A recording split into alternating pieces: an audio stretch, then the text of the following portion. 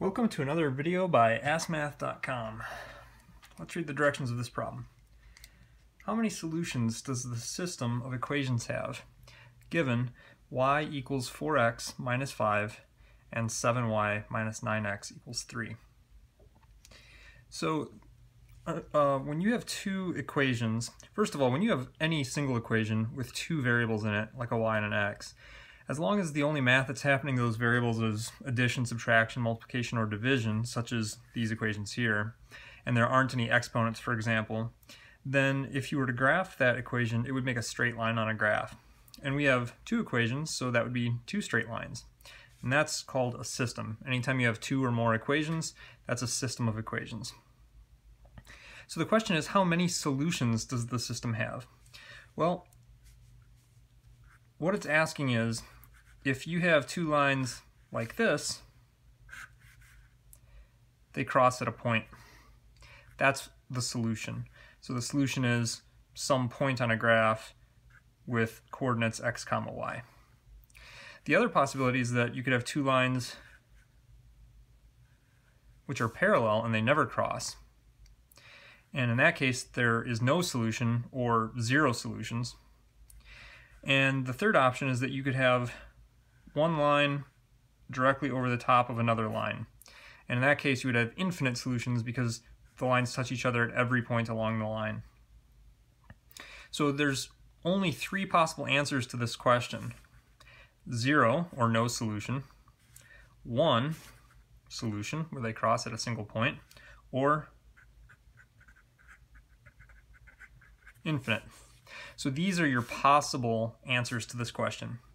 So to determine which of these answers it is, you have three methods to attempt to solve the system. One method is by graphing, and we don't have any graph paper, so that might be a little tricky. Another method is called substitution, and substitution works really well whenever you have a variable on one side of an equal sign in one of the equations all by itself, like this y is here, y equals. Y is all by itself on the left side of the equal sign. The third method is combination, and combination works the best when, if you line up the equal signs from the two equations, the y's and the x's and the numbers line up with one another. Now, as you can see here, the y's are lining up and the x's are lining up and the numbers are lining up, but remember, before you decide to use combination, combination requires that first you line up the equal signs with one another. So if we do that, we rewrite the first equation, y equals 4x minus 5, and we put the equal sign where it should go for the second one. We have to put the 7y way over here, and then minus 9x, and then the 3 somewhere on the right side. So we can line that up with a 5 maybe. Also, if I wanted to, I can switch this 7y and this negative 9x around. Remember, commutative property says that you can take any expression, like a 7y and a negative 9x, and swap them. So I could get this y to line up with this y possibly, but I still got x's on the left side of the equal sign on this equation, and I've got x's on the right side of the equal sign on that equation.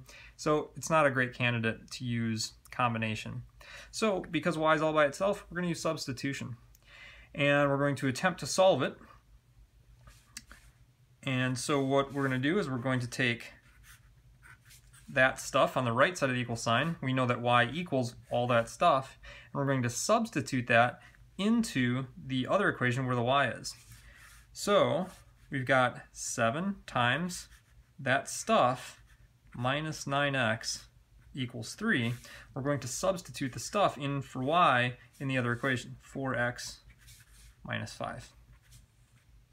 So now we have an equation that doesn't have any y's in it, and that's good. You can't solve an equation when it has more than one variable in it. So by doing substitution, we've now gotten an equation that only has x's in it, and we can simplify and solve. First, we do need to simplify because we've got x's in more than one place and numbers in more than one place. So we're going to do the multiplication. 7 times 4x, that's distributing, multiplication. 7 times 4 is 28. Times x, we don't know what x is, so we just write times x. And then 7 times negative 5. Remember, the negative goes with the term to the right, so a positive 7 times a negative 5, positive times negative makes negative, 7 times 5 is 35. Then still that negative 9x equals 3. We still have x's in more than one place, so we're going to combine those expressions. We have a positive 28x. Remember, if you don't see a sign, it's a positive. And we're going to combine that with negative 9x. Remember, the sign goes with the term to the right. And so a positive 28 and a negative 9 make a positive 19x. Minus 35 equals 3. Okay, and then we're going to solve for x. Now that x is in one place and we have a number in one place, we're going to solve using Pemdas backwards. So when you solve, use Pemdas backwards. And we say, what's happening to the variable? What's happening to x? Is it being subtracted by something? Yes, it is. We're going to undo that subtraction using the inverse operation, which is addition. We're going to add 35. You have to do that to each side of the equation. And that makes 0 right there, so we're left with just 19x on the left side. And then 35 plus 3 is 38. What's happening to x? We already undid the subtraction. Is it being added? No. Is it being divided? No.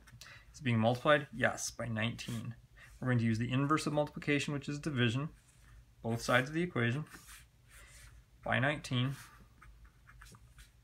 19 divided by 19 is 1. 1x just makes x. X equals 2. Because we were able to find part of a solution, part of the x comma y coordinates, where these two lines, which these two equations would make if we graphed them, we found one part of that solution, the x value, and we already have enough information to answer the question. If you can find part of the solution, you know that you can also then go ahead and find the other part. One part of the solution indicates that the other part of the solution is also possible. And so whenever you can find an x value or a y value, whenever you can find one of the variables that's in the equations, you know the answer to this question is that the lines do in fact cross. They cross at exactly 1 point because they're straight lines, and they can't cross at more than 1 point unless it's infinite, and they can't cross at less than 1 point unless it's 0. But we know that we've got half of the solution for exactly 1 point where they cross. So the answer is 1.